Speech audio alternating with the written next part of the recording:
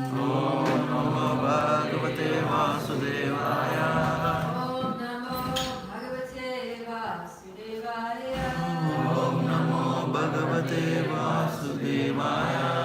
Om Namo Bhagavate Vasudevaya. Om Namo Bhagavate Vasudevaya.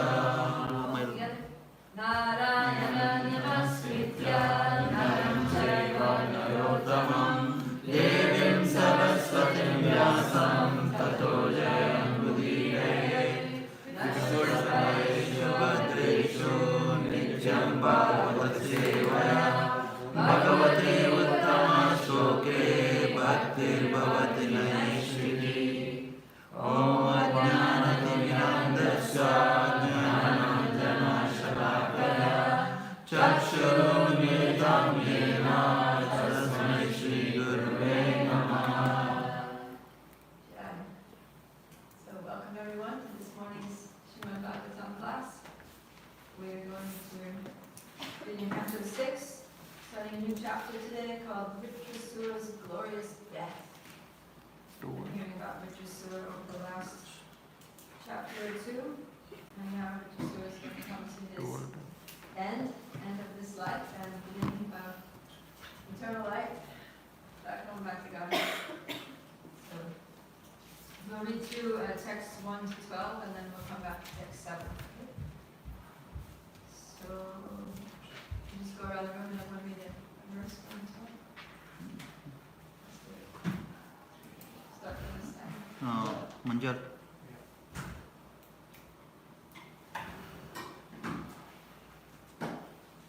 Next one.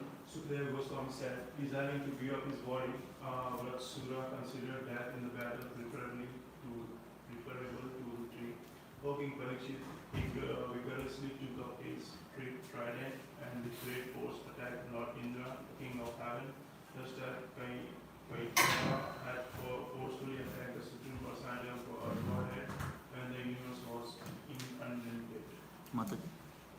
Hare Krishna Mataji. The Vritrasura, the great hero of beings, whirled his trident, which had points like the flames of a blazing fire at the end of the millennium. With great force and anger, he threw it at Indra, roaring and exclaiming loudly, "O sinful one, thus shall I kill you." So we're going to get into a big battle scene here. Flying in the sky, Vritrasura trident resembled a brilliant meteor. Although the blazing weapon was difficult to look upon, Indra, unafraid, cut it to pieces with his thunderbolt. Simultaneously, he cut off one of Vritrasura's arms, which was as thick as the body of Vasuki, the king of the serpents. Although one of his arms was severed from his body, Vritrasura angrily approached King Indra and struck him on the jaw with an iron mace. He also struck the elephant that carried Indra. Thus Indra dropped the thunderbolt from his hand. The denizens of various planets, like the demigods, demons, Karnas, and Siddhas, praised Vritrasura's deed, but when they observed that Indra was in great danger, they lamented, "Alas, alas." Having dropped the thunderbolt from his hand in the presence of his enemy, Indra was practically defeated and was very much ashamed. He dared not pick up his weapon again. Vritrasura, however, encouraged him, saying, "Take up your thunderbolt and kill your enemy. This is not the time to lament your fate." Vritrasura continued, "O Indra, no one is guaranteed of being always victorious but the original enjoyer, the Supreme Personality of Godhead, Bhagavan. He is the cause of creation, maintenance and annihilation, and he knows everything. Being dependent and being obliged to accept material bodies, belligerent subordinates are sometimes victorious and sometimes defeated. All living entities in all the planets of this universe, including the presiding deities of all planets, are fully under the control of the Lord. They work like birds caught in a nest, who cannot move independently. Takes time. Our sensory powers, mental power, body strength, living force, mortality and mortality are all subject to the superintendent of the Supreme Personality of God. Not knowing this, foolish people think that the dull material body is to be the cause of their activities. O King Indra, as As a wooden doll that looks like a woman, or as an animal made of grass and leaves cannot move or dance independently, it depends fully on the person who handles it. All of us dance according to the desire of the Supreme Controller, the personality of Godhead. No one is independent. Go on. Text 11. The three Purushas, Atmadakshaya Vishnu, Garbhodakshaya Vishnu, and Shirodakshaya Vishnu. The material nature, the total material energy, the false ego, the five material elements, the material senses, the mind, the intelligence, and consciousness cannot create the material manifestation without the direction of the Supreme Personality of Godhead. Last one. Text 12. A foolish, senseless person cannot understand the Supreme Personality of Godhead. Although always dependent, he falsely thinks himself the Supreme. If one thinks, according to one's previous fruit of actions, one's material body is created by the father and mother, and the same body is annihilated by another agent, as another animal is devoured by a tiger. This is not proper understanding. The Supreme Personality of Godhead himself creates and devours the living beings through other living beings. Right, thank you. So this is a very interesting situation where there's a battle going on between the demon Vitrasura and Lord Indra, who is the king of heaven. And in the middle of the battle, there's a pause, and Vitrasura starts preaching to Lord Indra, basically. Right? He's like teaching him, actually Krishna's controlling everything, and you're supposed to be killing me right now, what's wrong with you? So it's very interesting to see how this demon is like presenting the philosophy of Krishna consciousness. So does anyone know how this demon became so Krishna conscious?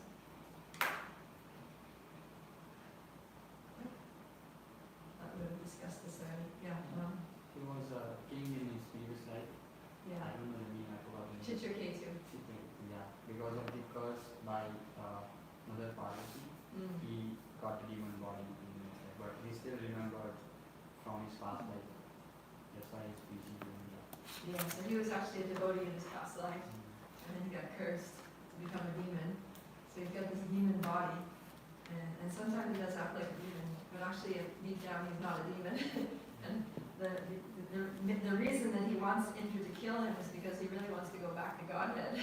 And he knows that he'll go back to Godhead as soon as he leaves this body. And so he's just waiting for that to happen. Okay, let's go back and read text 7. We did this responsively.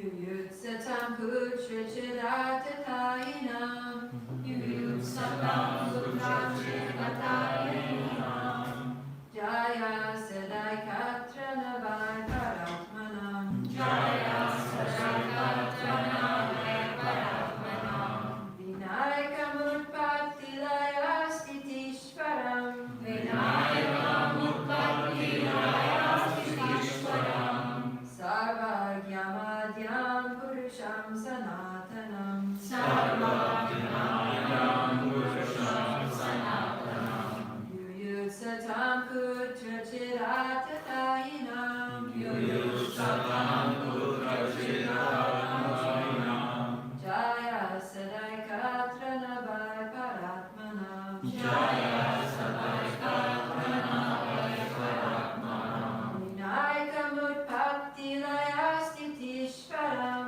Vinaykamutpattilaya stitishvaram Sarvagyamadhyam purusham sanatanam Sarvagyamadhyam purusham sanatanam.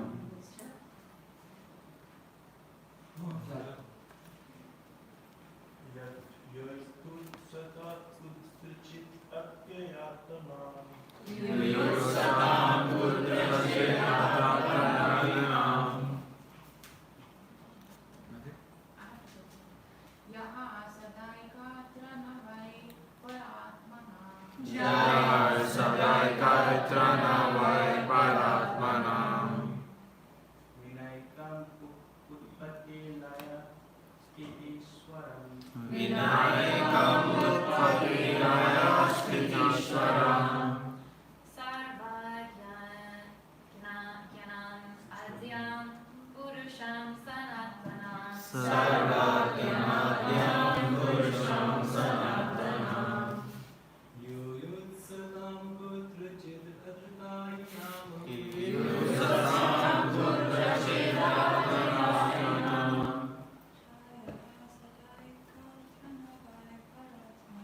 Jaya Sadaikatra Vai Paratmanam Vinayakam Utpatti Layatitishwaram Vinayakam Utpattilaya Siddhishwaram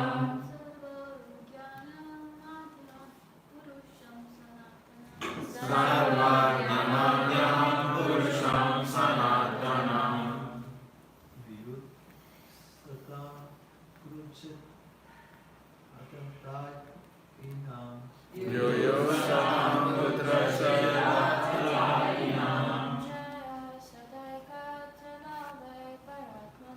Jaya Sadaikatra Vai Paratmanam Vinayakam Utpatti Laya Stitishwaram Vinayakam Utpattilaya Siddhishwaram Sarvagyanam Madhyam Purusham Sanatanam Sarvajnanam Purusham Sanatanam Yutsata Putra Chetadayana Yoyosatam Putrasya Jaya Sadaiketra Nave Paratama Jaya Sadaikatra Vai Paratmanam Vinayakam Utpatti Laya Stitishwaram Vinayakam Utpattilaya Siddhishwaram Sarvajnanadyam Purusham Sanatanam Sarvajnanadyam Purusham Sanatanam Yustagastvan Kurutai Atatniyam Yoyosatam Putrasya Jaya Sadakatra Nave Paratmanam Jaya Sadaikatra Vai Paratmanam Vinayakam Utpattilaya Stitishwaram Vinayakam Utpattilaya Siddhishwaram Sarvajnanam Purusham Sanatanam Sarvagyanam Sanatanam Jaya. So let's do the word for word all together.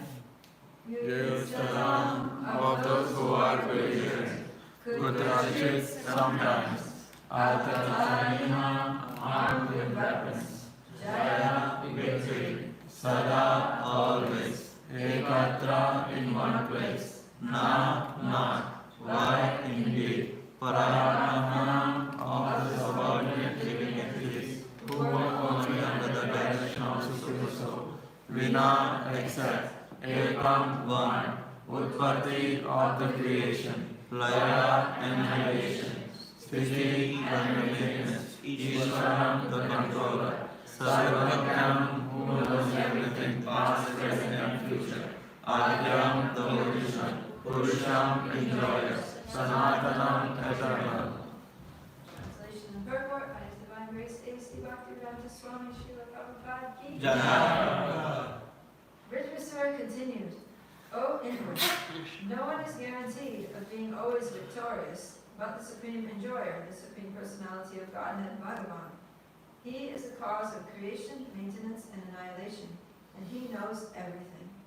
Being dependent and being obliged to accept material bodies, belligerent subordinates are sometimes victorious and sometimes defeated. Report. The Lord says in Bhagavad Gita 15:15, Sarvasya cham mritam nivishto matasmitiryanam cha. I am seated in everyone's heart, and from me come remembrance, knowledge, and forgetfulness. When two parties fight, the fighting actually goes on under the direction of the Supreme Personality of Godhead, who is Paramatma, the Super Soul. Remember that next time you have a fight with someone. It's actually going on under the direction of the Supreme Personality of God. Elsewhere in the Gita 3:27, the Lord says, Prakrite kriyamani gunai karmani sarvasha ahankara vimudhatma karamani manyate.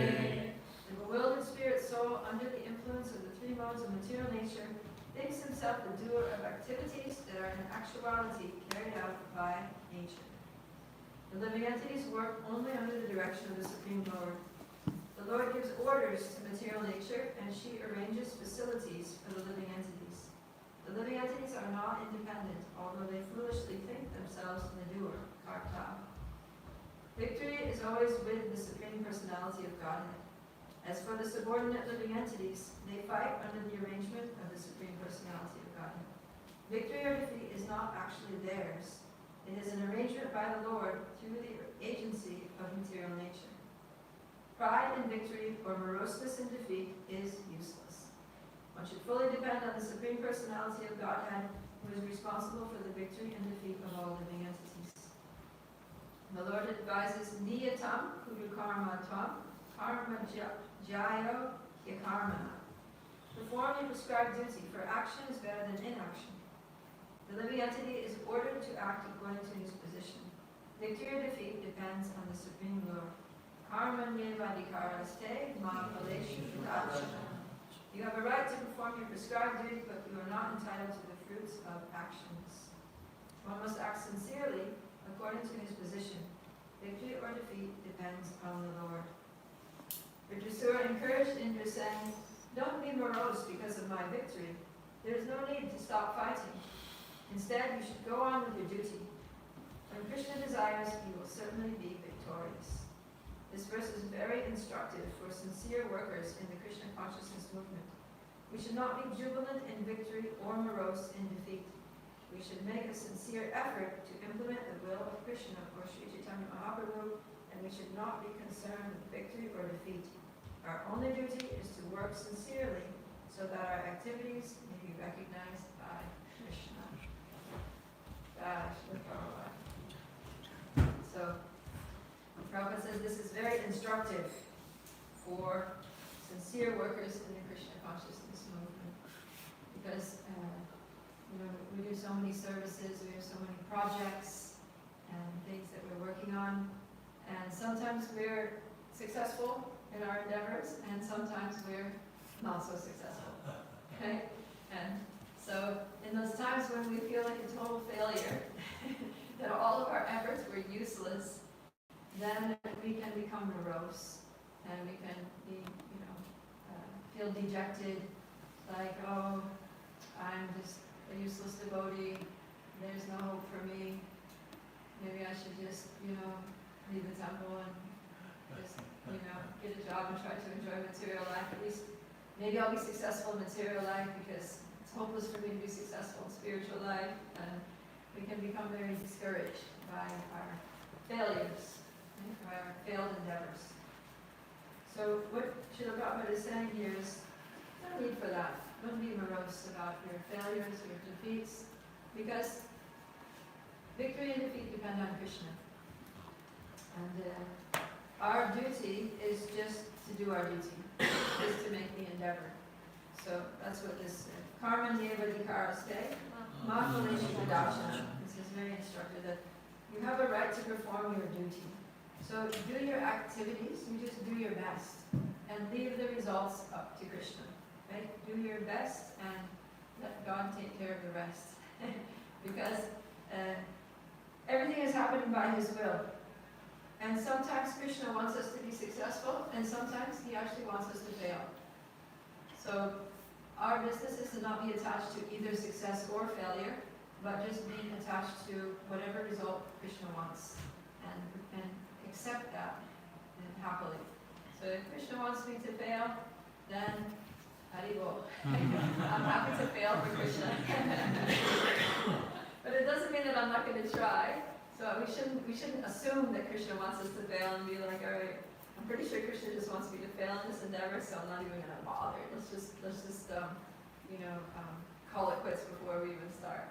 No, we have to make the endeavor. So yeah, because it's through our endeavor, through our sincere work, that we become recognized by Krishna.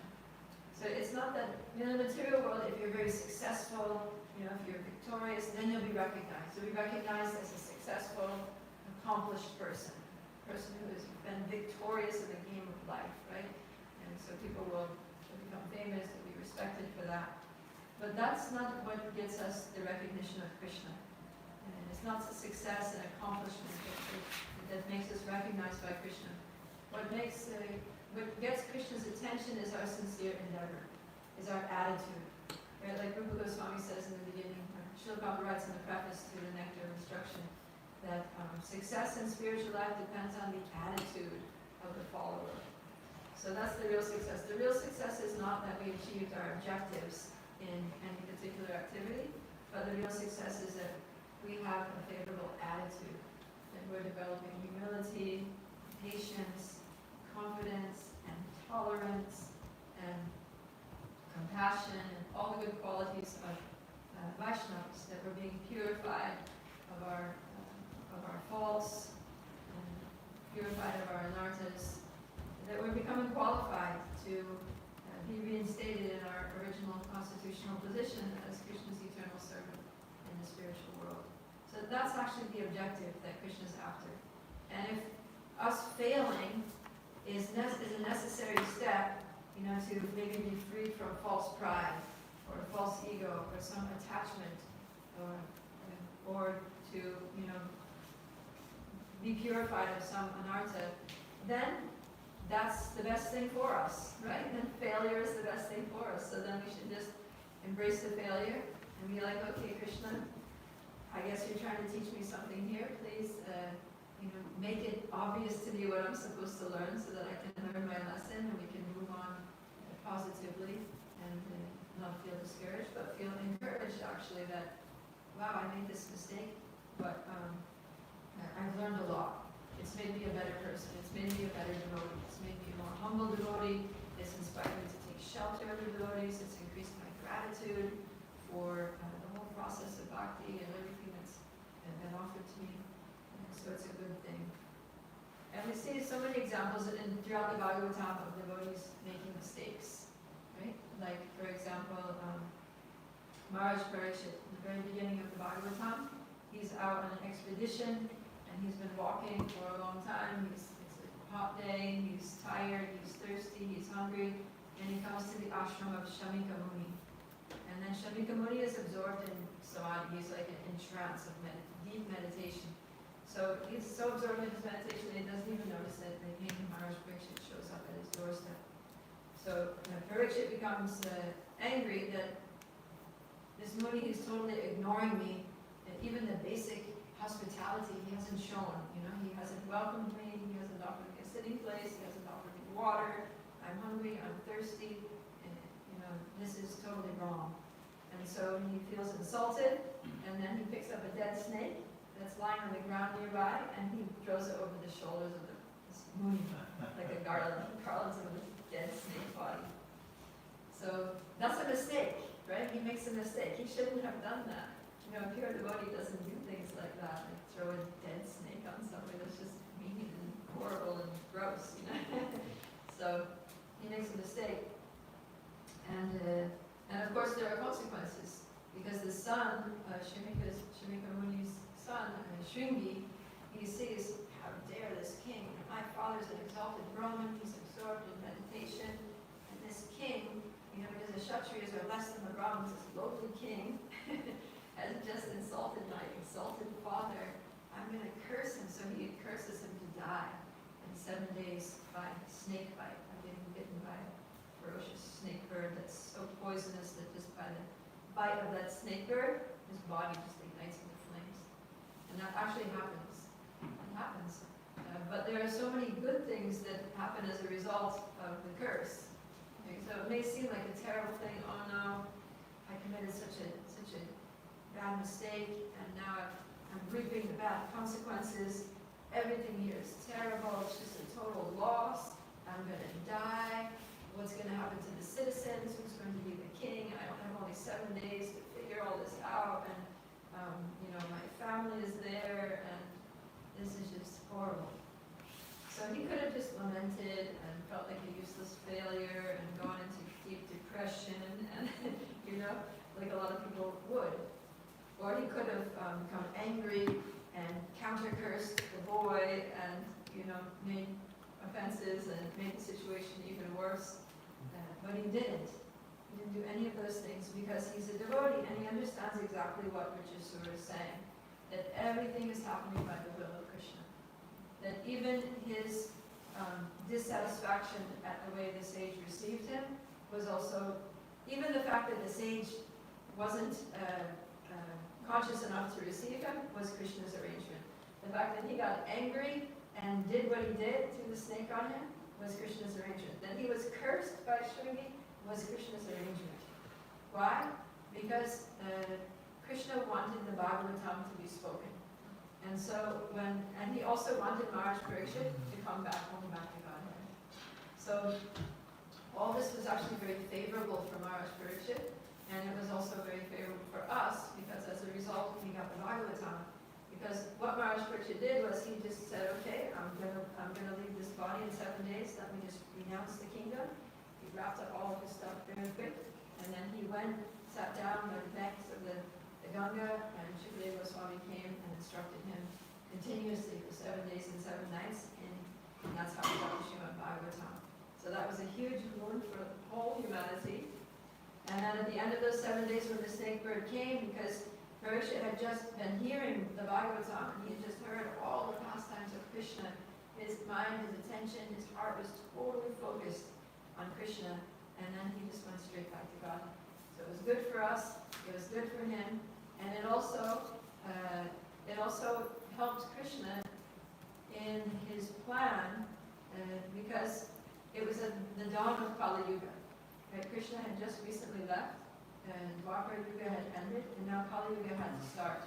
So one of the symptoms of Kali Yuga is the degradation of the Brahmins.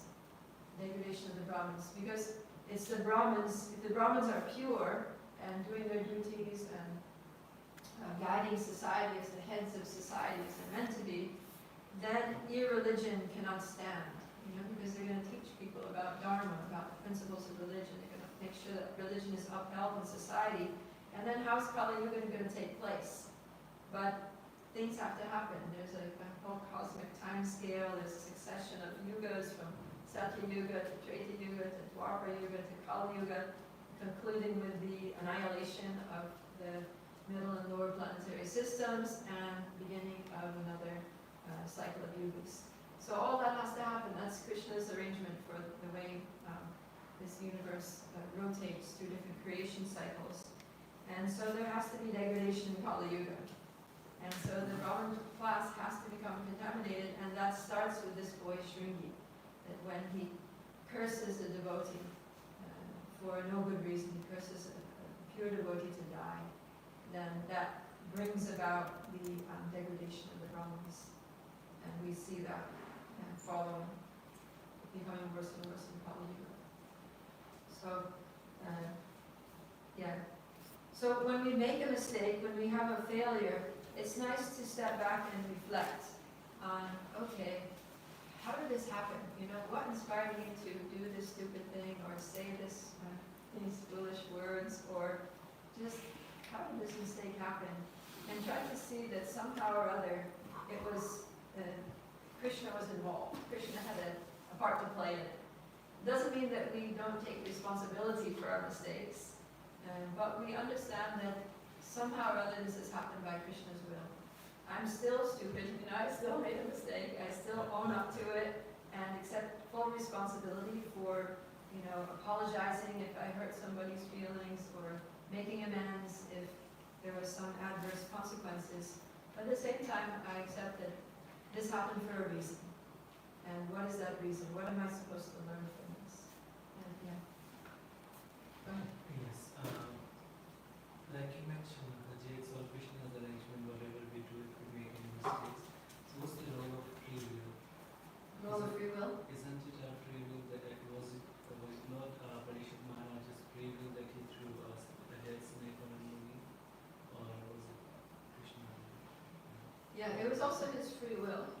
But thing is that when a devotee is surrendered to the will of Krishna, then Krishna can use the devotee to enact his will.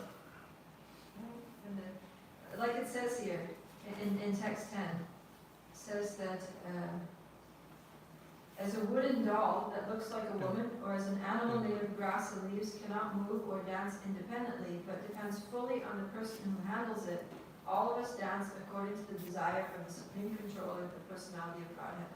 No one is independent. So, yeah, Prabhupada, he elaborates on this in the purport that we are all servants of Krishna, we have no independence. We are dancing according to the desire of the Supreme Personality of Godhead, but out of ignorance and illusion we think we are independent of the Supreme Will. So this doesn't mean that we don't have free will, but it just means that nothing can happen without the sanction of Krishna. So we have a desire to do something, but we don't have the power to actually carry that out. If we desire something and Krishna says no, right, then we can't do it. Right? We don't get everything that we want in this world. Yeah, I want something, somebody may want to be a millionaire, but then Krishna is like, sorry, you don't have the karma for it, so it's not going to happen. A devotee, or even if the devotee does have the karma for it, like Srila Prabhupada, he was supposed to be, very successful in his business. But Krishna had another plan. So Krishna destroyed his business and he became totally impoverished. But then, of course, later, when he was, starting ISKCON, then that flourished and he became very successful, more than he would have as a businessman in this pharmaceutical industry. So, man proposes and God disposes. So when we have a desire, then Krishna, of course, takes that into consideration. And that's why people are not devotees. So many people in this world are not devotees. Because if Krishna had his way totally, everyone would be pure devotees. Okay? So Krishna respects our free will to not serve him if we choose not to, in which case the modes of nature govern our behavior. Right? Prakrite kriyamanani gunai karmani sarvashaha ahankara vimudatma kartahamiti manite. The bewildered soul thinks that they're the doer of activities which are actually carried out by the three modes of material nature. So our activities for non-devotees, everything is being enacted by the three modes of material nature. And according to the mode that's influencing them, that also influences their desires. Right? A person in the mode of ignorance just wants to sleep, or just wants to get intoxicated, or wants to destroy something. A person in the mode of passion wants to achieve material prosperity in this world. A person in the mode of goodness wants to have a peaceful life and have knowledge and goodness all around, purity all around. And so according to the modes, we have certain desires, and then Krishna works with those modes to fulfill our desires in this world. But nothing can happen without his sanction. That's the point. Yeah. I have another question.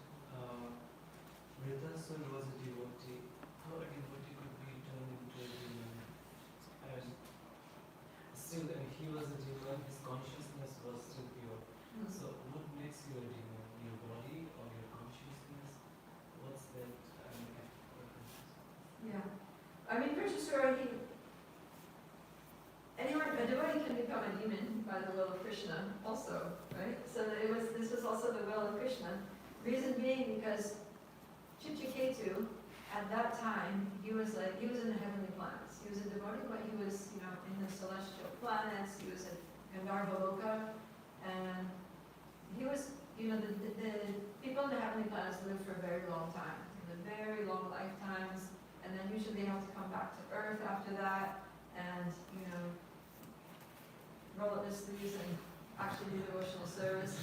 So Chitraketu's position in the heavenly planets was, he was in a celestial airplane, just having a little joyride and seeing the sights, and let me go explore Shiva Loka. So he's going over the planet of Shiva and having a look down there and thinking it's amusing that Shiva's sitting there giving a spiritual discourse with his wife Parvati on his lap in front of a bunch of celibate, sannyasis and sages. He just thought it was funny, so he started laughing. So his mood was he was enjoying life. And so Krishna was looking at that and he's like, what's my devotee doing just enjoying sense gratification in this world? And how many years is he going to have to do that for? Hundreds of years of the demigods, it's just so long. I want this devotee to just go back to Godhead quick. So by Krishna's arrangement, he laughs. By Krishna's arrangement, Parvati gets offended. By Krishna's arrangement, she curses him to become a demon. But that's good because as a demon, and he did act like a demon, he wasn't just a devotee in a demon's body. If you hear about the appearance of Richard Stewart, he was really terrorizing everybody. He was like acting like a demon. His devotee side came out later now, just in this altercation with Lord Indra. And when he realizes that he's going to die, then his devotee part comes out, right? That's kind of normal. That people live their lives, and someone may live a completely materialistic life, but at the time of death, they start thinking, oh no, I need to start praying to God because I'm going to die, and this is the moment of judgment, and I don't want to go to hell, so I better start getting religious. Yes, Priya.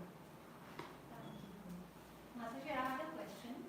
Yeah. So the question was that when things don't happen as we desire, for example, whatever we're desiring about, Yeah.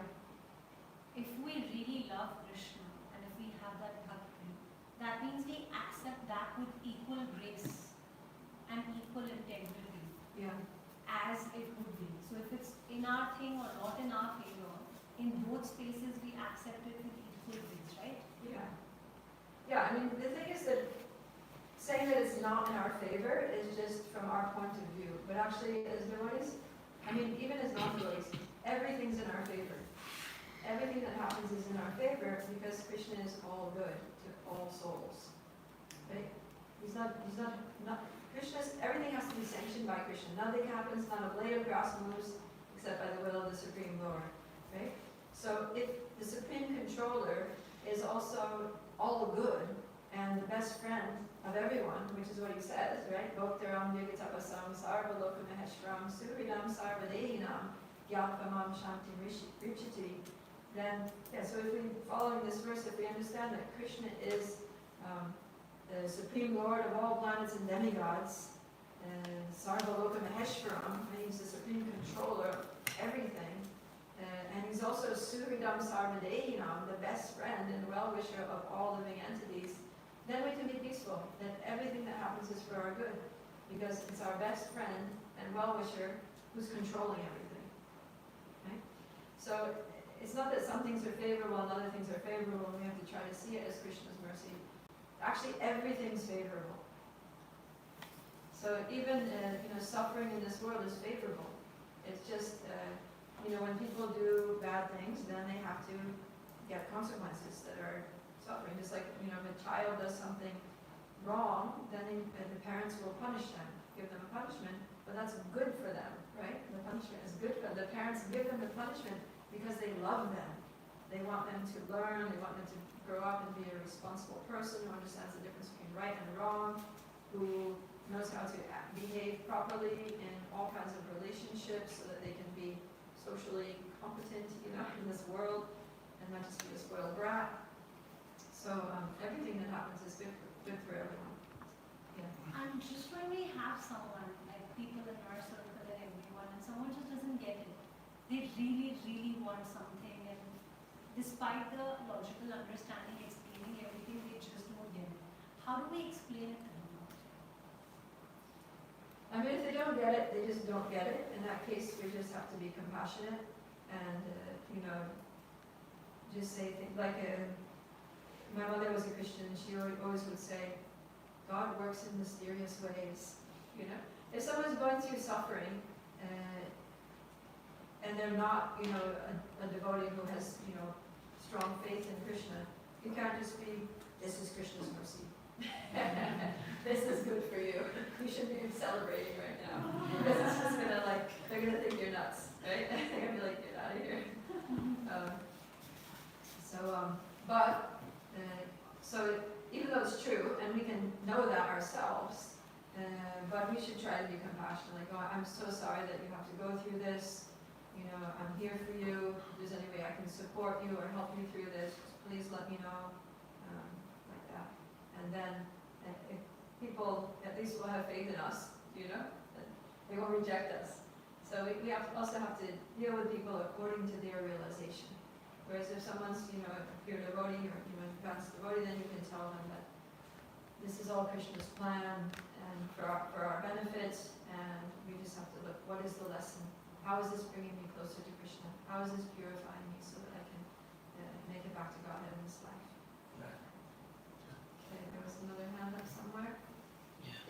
So does Anya Vilashita Shunyam includes spiritual desires too? No, because Anya means other. Right? Anya Vilashita Shunyam. We should have no other desires except to serve Krishna. So of course we have to have desire to serve Krishna, otherwise we're not going to serve Krishna. So the nature of the soul is to desire. Prabhupada says that we can become desireless. So that some impersonalists, they have this goal to become desireless, but it's not possible. But what we have to do is we have to shift our desire from desiring material enjoyment to desiring Krishna's enjoyment. Because material enjoyment is only going to bring us suffering, right? And Krishna says that Yehi samsparshaja bhoga dukkha yonaya evate adyantavanta konteya nateshu ramate vina. He says that intelligent people do not take part in the sources of misery which are due to contact with the material senses. Such pleasures have a beginning and an end, and the wise do not delight in them. So he says that the so-called pleasures, material pleasures, are sources of misery. So we see them as pleasures, but they're actually sources of misery. So just don't go there. I should say just don't go there. A wise person doesn't delight in material sense pleasures.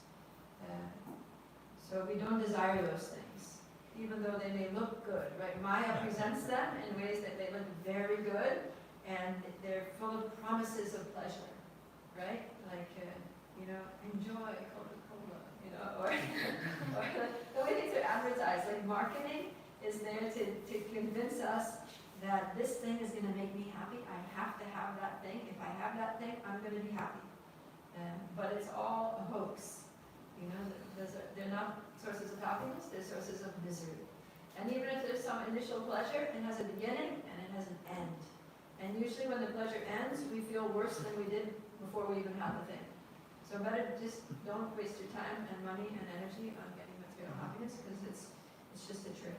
It just entangles us and leaves us wanting more. It just fuels the fire of our lust for material enjoyment. So rather we should desire to please Krishna, because by bringing about Krishna's happiness, that's what brings happiness for us, because we're parts and parcels of Krishna. So if you're a part of something, and say you're a part of, if you're a particle of air in the room, so you're a part of all the air in this room, okay? So if we turn on the heater and we increase the room temperature, that means all the particles of air also become warm, right? If we turn on the AC and it becomes cold, all the little particles of air become cold, because that's what it means to be a part of a whole. So if the room is cold, every particle is also cold. So in the same way, if Krishna is happy, then all of his parts and parcels are happy. So that's how we become happy, is by making Krishna happy, because we're parts of Krishna. So Krishna says, Mamai Vamso Jiva Loke Jiva Bhutismati. Mamai Vamsho means my amshas. Amsha means my parts, my little parts and parcels, like rays of the sun. They're parts of Krishna. So Achintya Veda Aveda Tattva. We're inconceivably, simultaneously, one with and different from Krishna. So often in our philosophy, because Srila Prabhupada was very keen to defeat impersonalism and Mayavadi philosophy, where the goal is to merge and become one with the Lord. Often in our philosophy, we emphasize the difference, that we are different from Krishna. We are separate individuals. We're eternally separate from Krishna. But there's also a oneness. That there's a oneness, that we are, in another sense, nothing but Krishna. Right? In that sense, everything is Krishna. Because Krishna is the absolute truth. There's nothing separate from Krishna, because everything is expansions of Krishna's energies and different varieties and permutations of Krishna's energies. So we are, as souls, the soul is Krishna's internal energy, and the body and the mind are Krishna's external energy. Right? He says that in Bhagavad Gita. He says that earth, water, air, ether, fire, mind, intelligence, false ego, these 8 constitute my separated material energies, But then he says, Aparayami tastvanyam prakriti vinimekaram jiva bhuta mahabaho yayedam daryate jagat. That aside from these, there's another, an eternal energy of mind, the spiritual energy of mind, which comprises the living entities who are trying to exploit the resources of this inferior material nature. So, and inferior material nature is all the material things, material body, material mind, false ego, and then there's the soul, which is the paraprati, the superior energy, the spiritual energy. So everything that we are is either Krishna's material or spiritual energy. Of course, we're not the material energy, we're just the spiritual particle, but we have this current situation where we're packed up inside a body made of Krishna's material energy, which we tend to identify with. But either or, whether we identify with the body or we identify with the soul, both are Krishna's energy. So, so then there's that sense of oneness. So when we desire to please Krishna, that's the way to become happy, because we have that oneness with Krishna. And when we desire to enjoy separately from Krishna, that's when we become miserable. Because then material nature just kicks us in the face, like, no, why are you doing this? You're a soul, you're not supposed to do this. So we get punishments. Okay, something else? Yes. Like at the start, like a lot of times, like not everyone can be like in the temple environment and we're in the outside world. A lot of times you're surrounded by like for example, like our close ones, right? Like they are like in that material mindset, and we might have a Krishna conscious desire, but they might want us to engage in like in material sense gratifications. Like they're like, no, you should like only focus on earning money and like growing bigger and bigger materially. And somewhere like it's difficult for us to like even just like sometimes just be with them because they tell us such things. And like a lot of times they're like, no, we're a family, we should like go here for outing, this, that. But you just want to like go to maybe Vrindavan, you don't want to go to like maybe some, like a place like Goa or somewhere. So how do you Yeah. deal with such situations? With your family? Or Like even friends, right? Like they might, like, Yeah. it's not like we hate them or anything, we like love them, but like sometimes when we don't engage with them, they feel like we're separating them. Yeah. Yeah, so you can, to the extent that you need to maintain, affectionate relationships with your family members and working relationships with your colleagues at work, then, you can engage with them. But also, you can share with them that you have different values, right? Nowadays, it used to be that if you were different in some way in society, then, it was like, you were just weird or something. But nowadays in the world, it's like everybody kind of accepts everybody's weirdness, like diversity is seen as a good thing.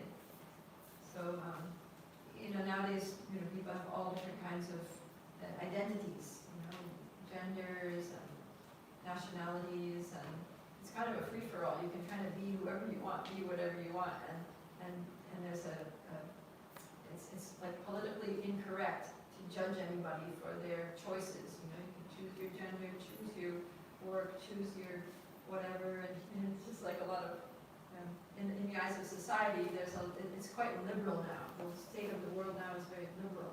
So nobody's going to shut you down for saying, that, I don't want to just go eat out at restaurants and, drink and, party in the way that you all do and expect me to. I don't do those things. I have a different lifestyle. I've consciously chosen an alternative lifestyle, and you can explain your lifestyle to them. I wake up early in the morning.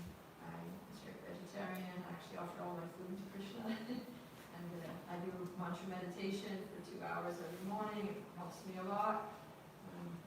I associate with spiritual people who share my values, and the way I enjoy myself is doing things with the buddies, celebrating festivals.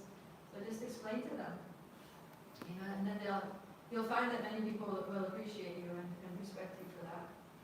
It's usually when we're not firm in our own convictions that we feel like we have to compromise to suit others, just to conform to other people's ideas of what we should be.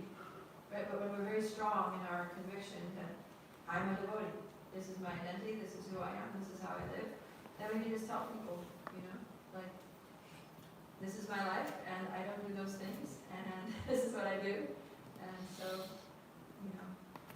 So there are some things that are okay, like if there's like a work end of the year or some work celebration, you can go, but be very firm that, I'm not going to drink, I'm going to bring my own food, and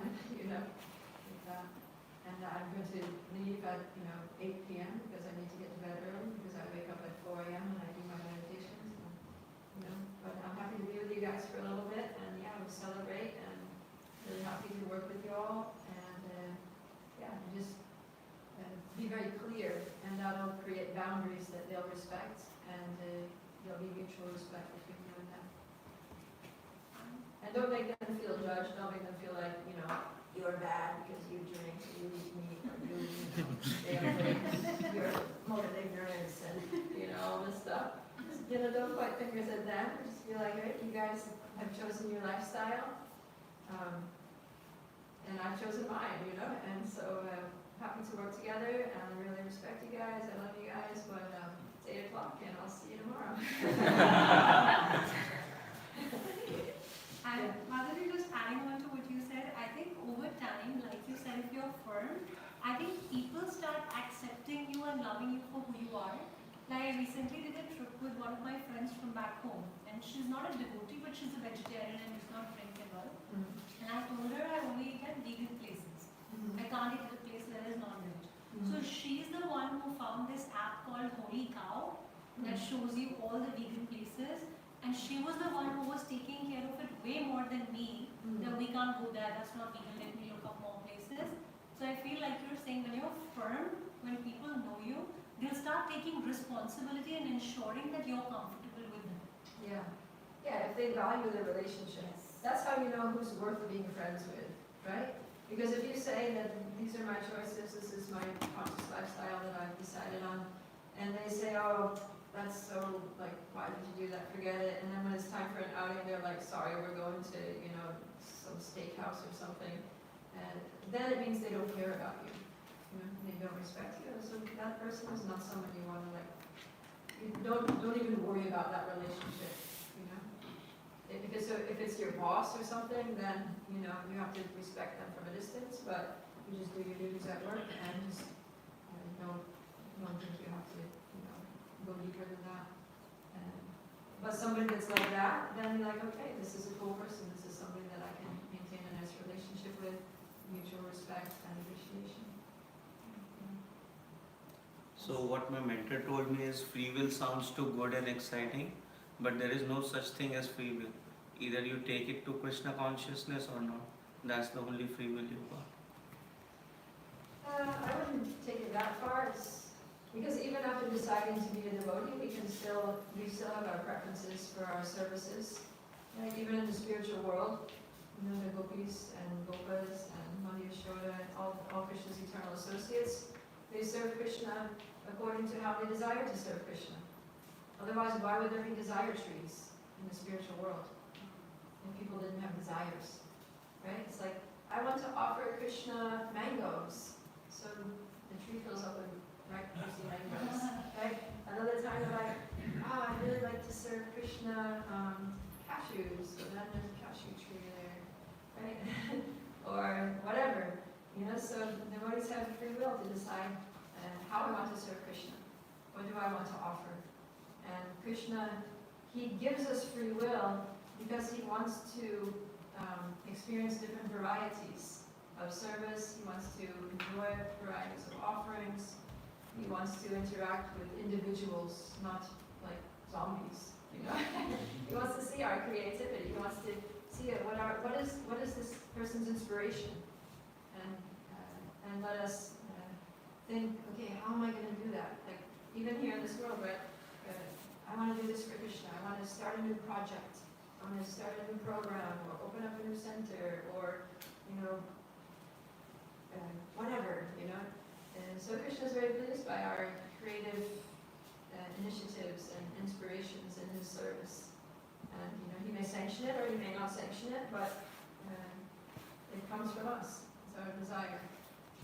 So, otherwise, what's the meaning of love? What's the meaning of love? If we don't have the freedom to choose to love someone, if we're just forced, we're just hardwired to love Krishna, then that's not love. Love is voluntary. It's something that spontaneously springs from the heart when you're feeling it. And then we express it in various ways according to the relationship. And so, actually, and Krishna reciprocates with each devotee according to the relationship. That Krishna has 16,108 queens in Dwarka, and each one of those queens has a different personality, different mood in serving Krishna. And it says in the Bhagavatam that Krishna, he molds himself, he adjusts his personality in such a way to suit and to perfectly match his particular queen.